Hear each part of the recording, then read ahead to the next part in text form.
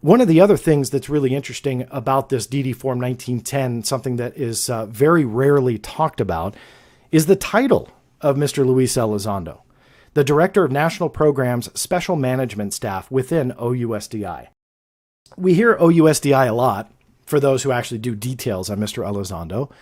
The NPSMS, or the National Programs Special Management Staff, of which he was the director for, of which is not in dispute that I know of, this is the first official document that actually places him as the director of the NPSMS. The only other reference that we have to it on a document is his leaked resignation letter. But this is the first time in an official release that it places Mr. Elizondo as the director of the National Program Special Management Staff within OUSDI. Let me tell you something. If I was able to take Mr. Elizondo out for a beer or coffee, I could probably talk to that guy for hours, because I started researching exactly what that office was. And let me be the first to tell you, there is like nothing available on what that office was.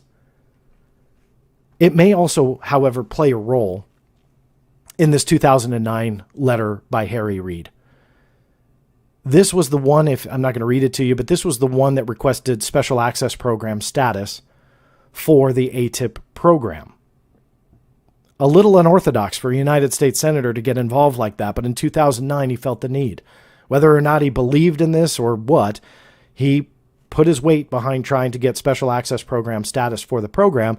But what's really interesting about this letter was the very last page that was the breakdown of who Harry Reid wanted as having access to this program known as AATIP. So in attachment 1 of his letter, and I'll go back to Mr. Elizondo's title in a second, but I wanted to give this groundwork. It gives kind of a breakdown of what Senator Reid was proposing. He wrote it to the Deputy Secretary of Defense, saying, this is who I want to have access to this program. He explained in his letter here, and here why it was important. And you had the Deputy Secretary of Defense, of course, Senator Reid himself, Senator Daniel Inouye, who was the one who also kind of co-sponsored the AATIP program, then a bunch of redacted lines. This side surfaced as a leak from none other than George Knapp. Where he got it from is a mystery. It is authentic, however, which I had later verified with the Pentagon, but I didn't until George Knapp released a second version quite a bit later. This actually appeared after the Pentagon finally issued a statement about Mr. Elizondo himself. They stated that Mr. Elizondo did not have any responsibilities on the AATIP program. So when George Knapp then re-released this, Mr. Elizondo was listed as number 10. Now, to Mr. Elizondo's biggest fans out there, this was it. This was proof positive. People like me who wound up in the article that broke the news about Mr. Elizondo and the Pentagon statement that he didn't work on the program, well, they were elated. They said that we were all wrong and that the Pentagon lies. They didn't lie about, UFOs when they comment on it, of course, but when they comment bad about Mr. Elizondo, well, they're just all lying, and it's a big, campaign against his character, assassination campaign against his character, and so on. I bring this up because I think that once you go back to his title, which again was the director of the National Program Special Management Staff, I think we could put up a solid reason on why he was here. And we might even put up a solid reason why they didn't want his name out in the first place. If he was head of the program, we don't know who these people are, but my guess is, and I do believe that this is in order of essentially rank and importance, you have to understand what this title is. And as I said before, there is like no mention of this title at all. It seems really secretive. And when I said I'd wanted to throw back a beer with Mr. Elizondo and talk about all things non-UFO, I really mean that. Because one of the only official documents that I was ever able to dig up is actually deep within a transcript that had to do with this evil guy, Khalid Sheikh Mohammed, or KSM as he's often referred to. And deep within this transcript is a fascinating story, which I will not go into now because it's irrelevant to this conversation. But it talked about the National Program Special Management Staff, where Mr. Elizondo worked. They're labeled in this official military commission transcript as the SAP access people.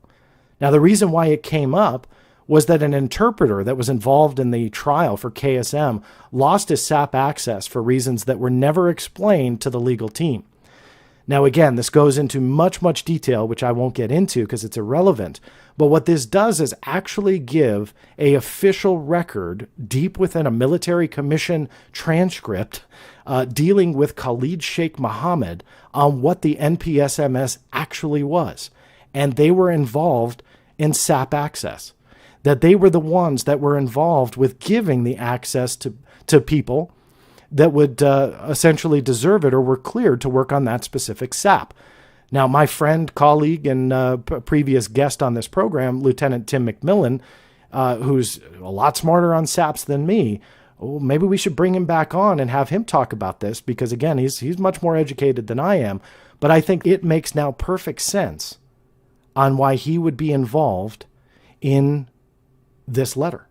It would make perfect sense on why Harry Reid would have to put in the person from OUSDI or USDI, which is on this, why he would be on there. And so it's not because these are the AATIP people. It's not because these are the current members or the ones accessing the AATIP program. It's because if it got SAP access, he would absolutely be on the list. He would have to be, being the director of the National Program Special Management Staff. Now, to support all of that, because we have to deal with the time frame this was written, 2009, there's a WikiLeaks site called IC Watch, and it deals with a lot of different government personnel and so on and so forth. And in it is the resume of William Schultz. It actually lists Mr. Luis Elizondo within OUSDI as a supervisor when this man was within that agency back in 2008.